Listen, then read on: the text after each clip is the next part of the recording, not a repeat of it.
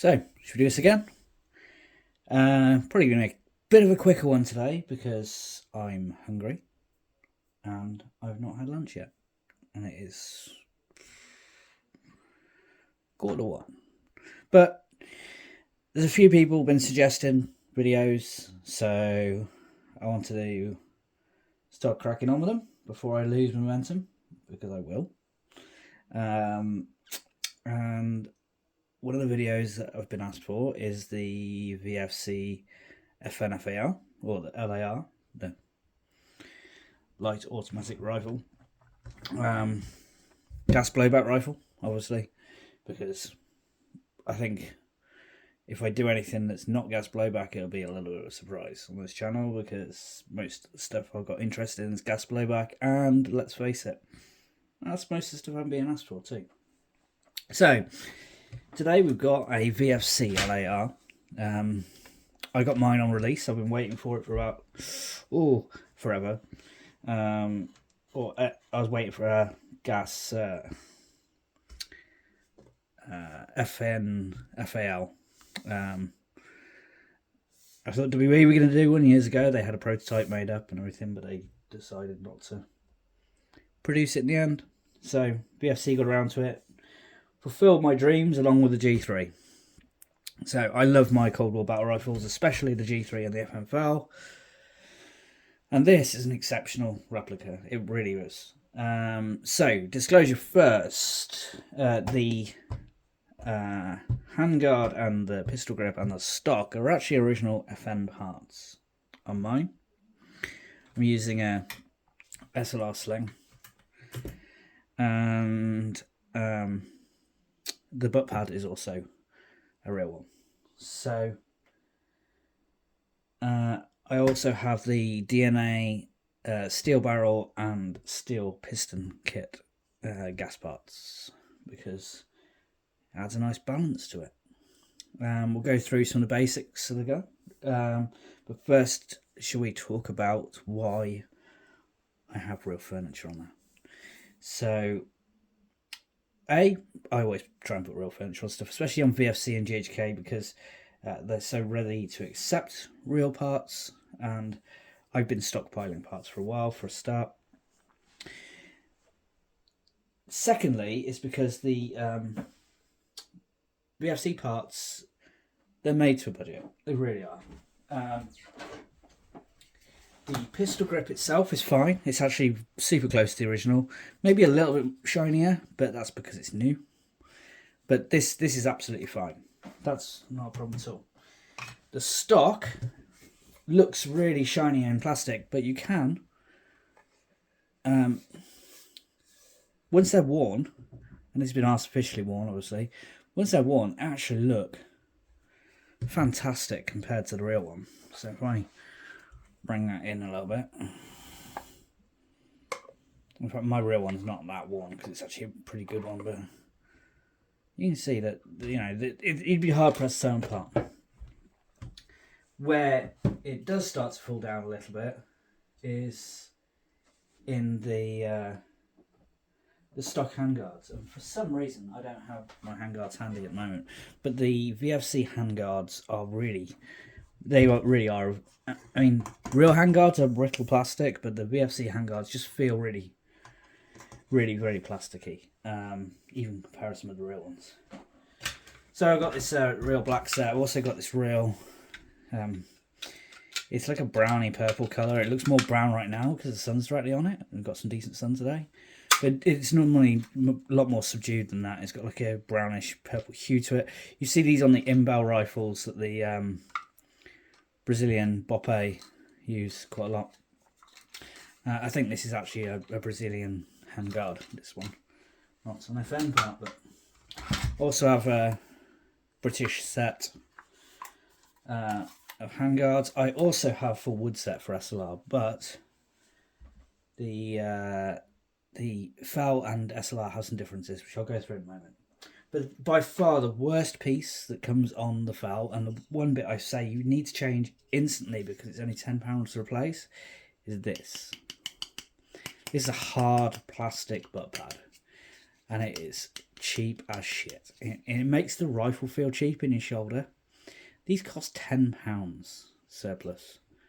And it's 1 bolt to change. So if you buy one of these and you change nothing else, I would recommend changing this butt pad because it transforms the feel. And it also, when you put the rubber on it, it just adds a little bit more weight on the stock as well. It just makes it feel a little bit more solid.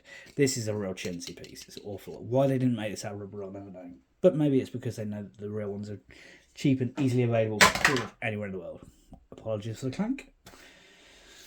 Other parts we've got here. So this is actually a top cover from King Arms FAL. I've got several King Arms AEGs. I was curious as to whether it would work, and as you can see, it does indeed work. So you can use a King Arms top cover amazingly.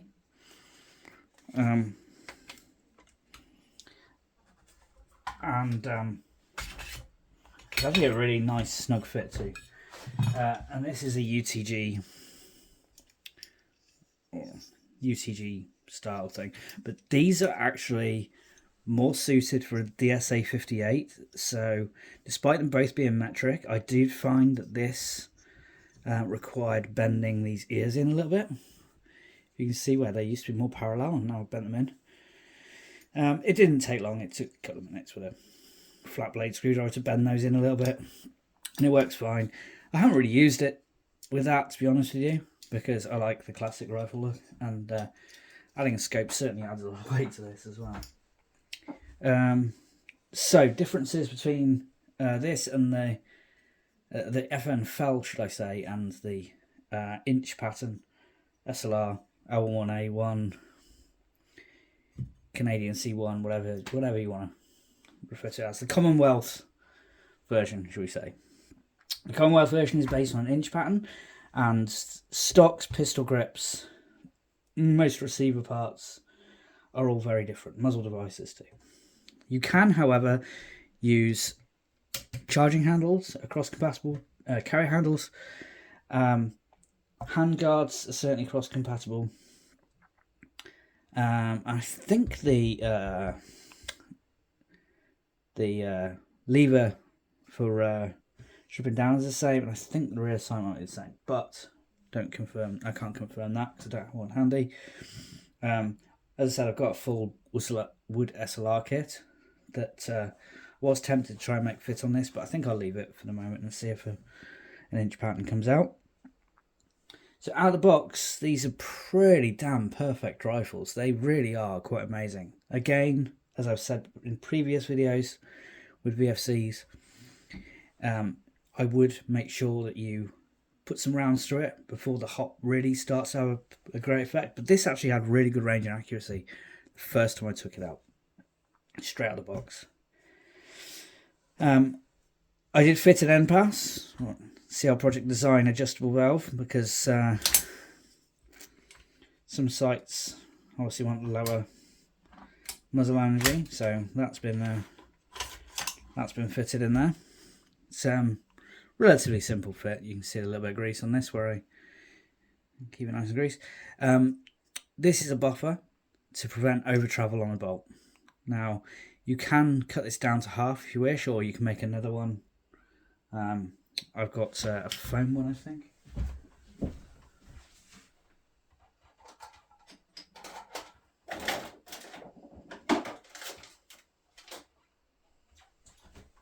Yeah, I'm not sure where it is, but I've got a foam one that you can put in, but certainly don't run this completely without a buffer. And the reason I say this is because the rat tail on here is square, not round like on the real one.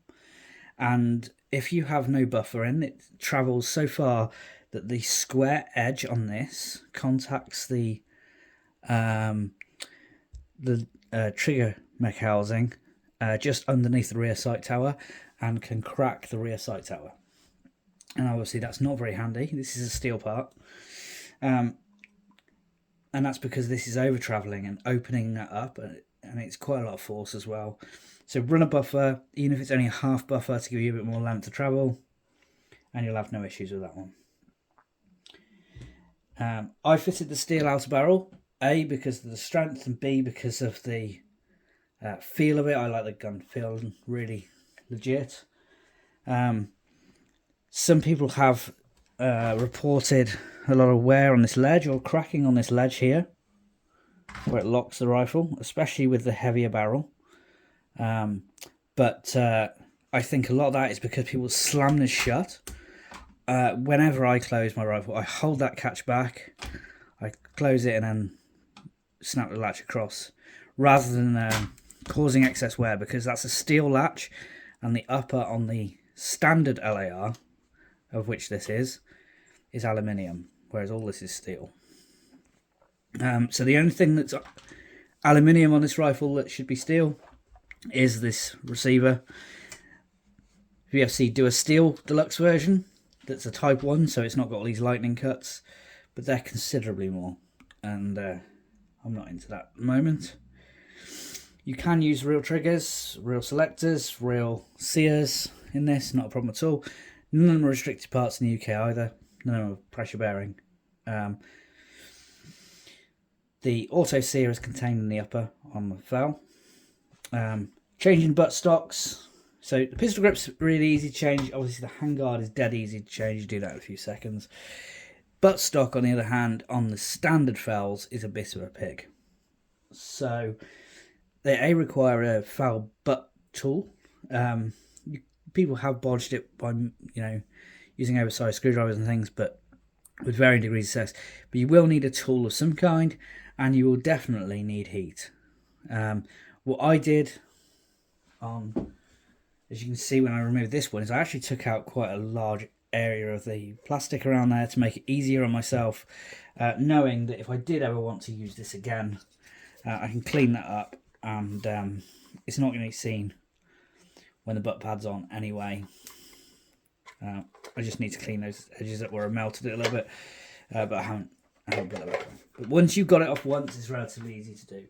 It is advised that you use blue Loctite on screws and things like that, because these things, the recoil is actually very, very hard, and it is like to shake things loose. It genuinely is hard recoil. These are also around 110 decibels, so they're an extremely loud gun for a non-firearm, for an airsoft gun. They're actually extremely loud next to the shooter's ear. The field stripping and everything is exactly the same as you'd find on the real one. I'm not going to go too into it right now. I might do a more detailed review in the future. I just want to do a quick introduction to the LAR. I'm trying to do this while being offset from the camera, so I'm going to be like cack-handed about it. There we go.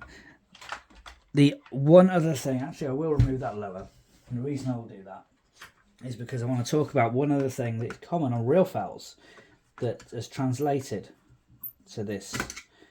And it's quite funny because it's VFC has done such a good job of copying a real FAL. They copied its issue in that when FN FALs get old, the engagement surface on the sear allows sometimes when you pull the trigger on single shot, it'll double fire. And it's because the engagement surface, so if the engagement surface should be at an angle like that, it's worn away to almost flat, and it allows double firing on single shot. VFC obviously copied a real one and copied its internals that perfectly. They copied the worn angle. So it is advised that you reprofile that component.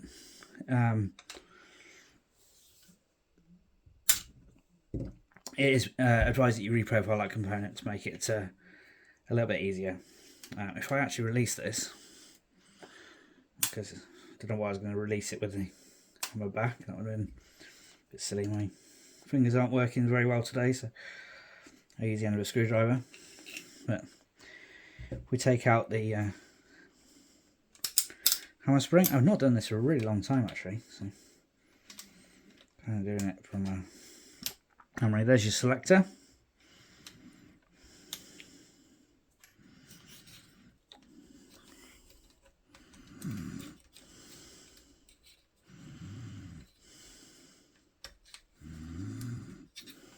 There's your pin retainer.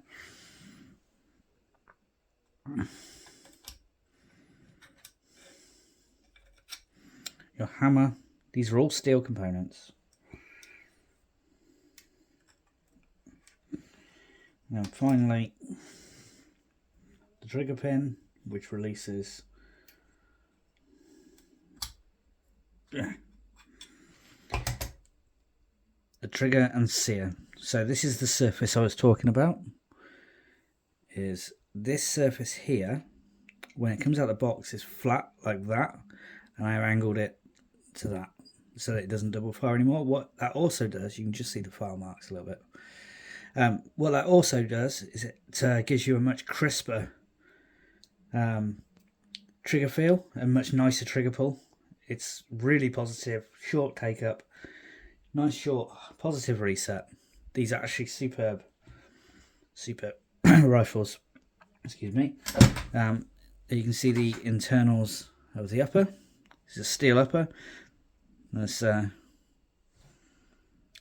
steel trigger mech housing even. That there is your return spring and plunger set in its buffer tube, which goes through the stock on the fixed stock FAL. The Parrot upper uses a different recoil assembly, different bolt carrier. It does seem that VFC prepared themselves to do a Parafal, in that they've drilled a hole through the bolt carrier for the Para style return spring, and we've now seen today why, because they've just announced there's going to be an OSW, or two OSWs, an OSW carbine, folding FAL stock, proper Para one, short front end M-LAR handguard, and then they're doing a pistol version, same front end, but with this MCX style rail on the back instead, which I'm not interested in. That's going to be pretty boxy, in my opinion. But yeah, these trigger groups are really easy to work on. I want to try and keep myself on camera. I'm still not fully adept at doing things on camera, to be honest with you, but I will try, I promise. As I said, all these trigger components are steel, which is really nice.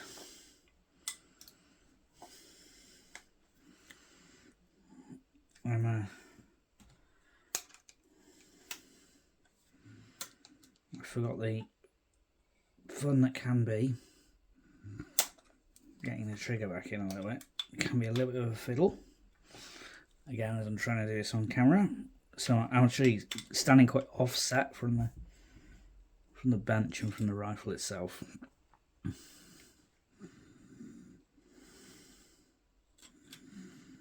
have to make sure you line those up a bit. And there we go. I'll put the hammer in. Again, steel hammer. VFC really did such an awesome job. Anyone that's familiar with the FN FAL or even the Commonwealth SLR trigger group will certainly, again I can't see, will certainly be pretty at home looking at this trigger group as I work on it.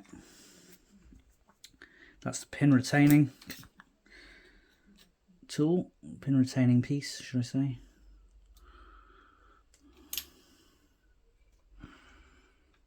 Run the hammer forward ideally, which makes life a little bit easier.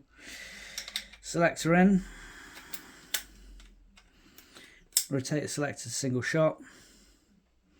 Then you take your hammer, spring, then and check function.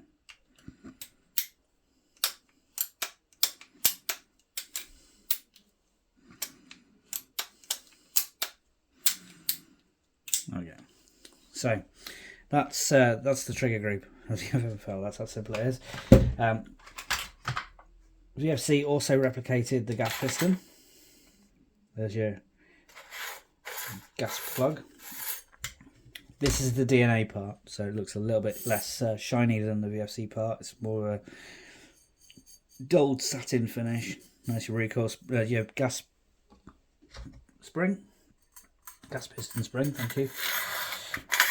So that's all replicated. Obviously, it's not relevant to the airsoft one, but it's nice they've fully replicated the working parts. They really did do a really great job of replicating this rifle, which is an iconic rifle too. So the fact that they've gone so ham on getting it right is great. The VFC comes with a two-piece outer barrel. This part underneath the handguard, like on the G3, is alloy. I've replaced mine with steel component. In fact, should we actually just have a quick look there as well? Handguard is held on by the one bolt. You can use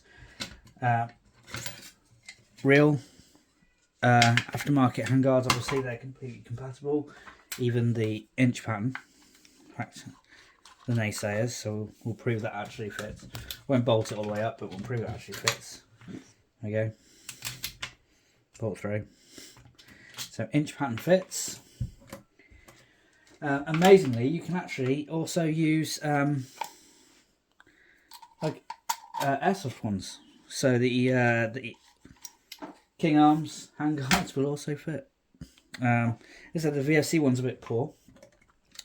Now here you can see the steel DNA gas tube and the steel DNA barrel. These are normally alloy parts. The alloy part from VFC, the first time you ever remove this gas tube, it will break its threads. The threads are so tiny, that's one thing that breaks when you remove it. So if you don't intend on replacing it with the steel DNA part, don't remove that gas tube. Leave it as it is. If you want to remove the carry handle, you just need to undo this part here, and then you can remove the carry handle. I'm not going to remove mine. One thing about these carry handles, when you do get them, actually I will, because it's a very valid point. You do need to move the gas piston as well. Let's do that again quickly.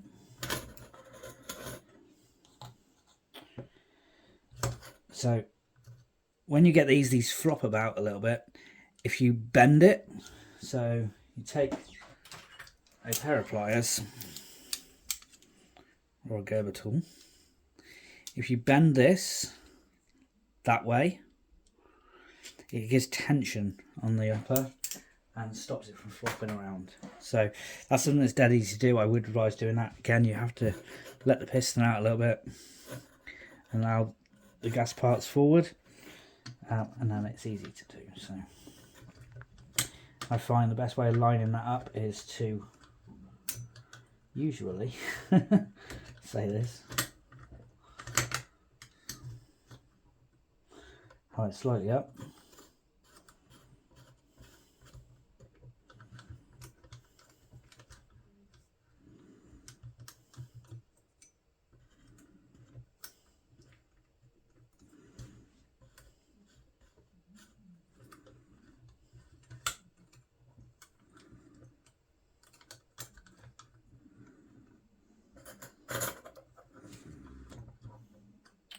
sorry, it's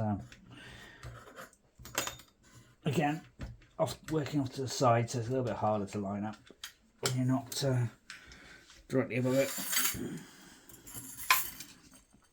But yeah, replacing those parts is a grand idea, so definitely worth doing. I also had a shorter outer barrel made, so I can use that instead of the long outer barrel. Bring the flash hider all the way back, it puts it pretty much flush with the front sight, like on the carbine version of the FAL.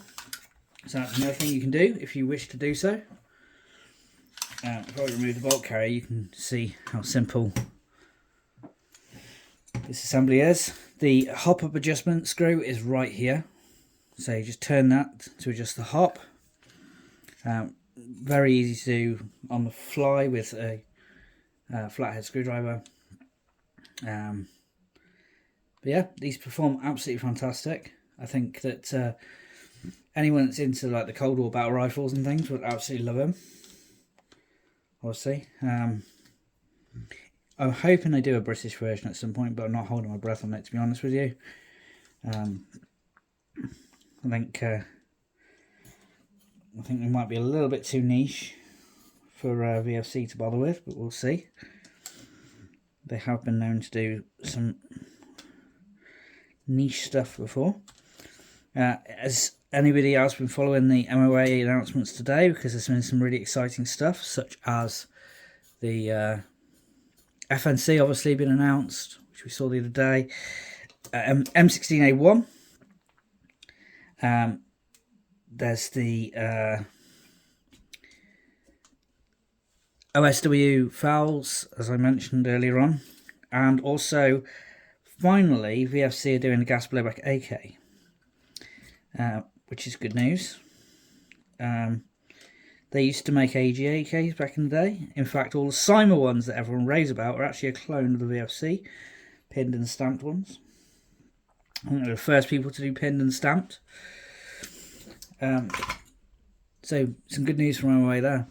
I'm going to reassemble this off camera because my car handle is actually a bit of a pig's lineup when I'm looking on camera at it. Any questions about the FAL, please ask. I think the next video is either going to be 249 or the HK53 gas blowbacks. So if anyone's got a preference between those two, let me know in the comments, and we'll get that filmed in the next few days. Thanks for watching. Speak to you again.